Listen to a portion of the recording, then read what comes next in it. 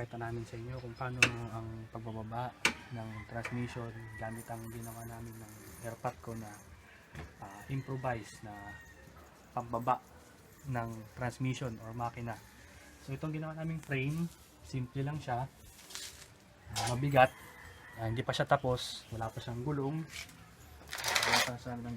so ito ay temporary pa lang project. So papakita namin sa iyo kung paano pagtatanggal gamit to. So ito, ready na siya, tanggal na lahat ng tornilyo at mga sagabal. So ready na para ibaba. Siya, daan lang, naka-design to para may advancement pa ganyan, left or right.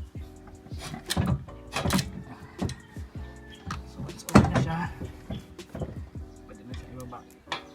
Okay, daan lang.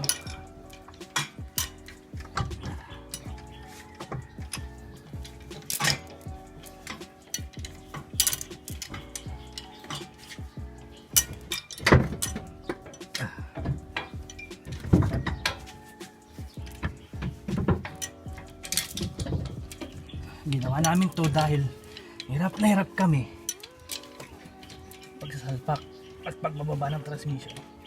So nakita nyo guys, simple, di ba? Ayan, nagawa na namin.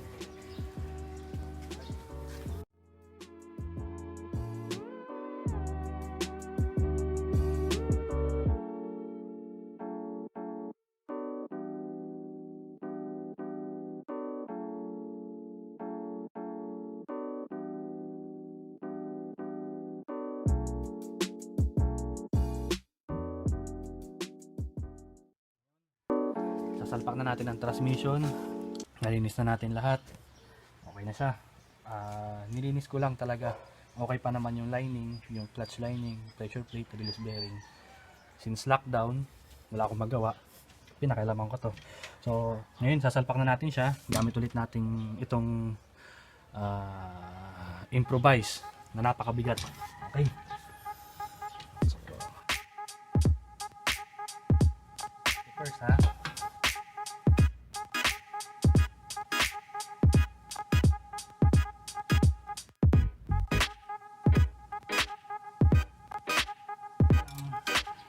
pantaas na to ay para sa mga elf na truck.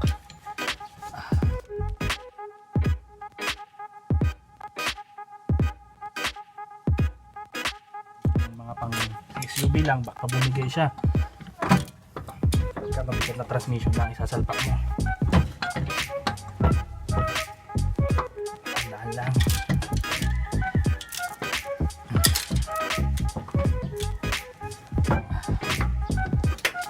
Iwasan nyo na may maipit, mga wire.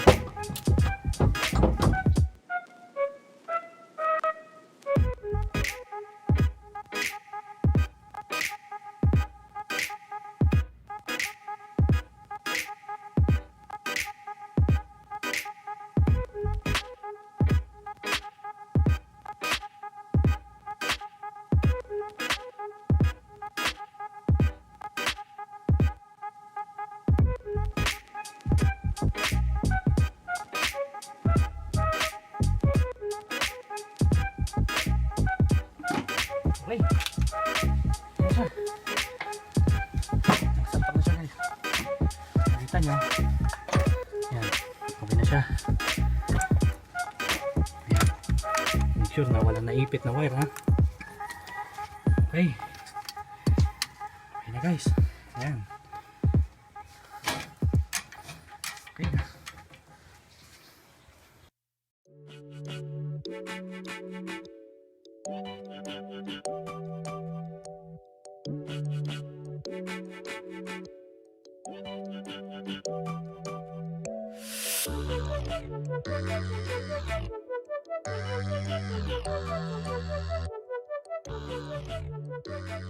Thank you.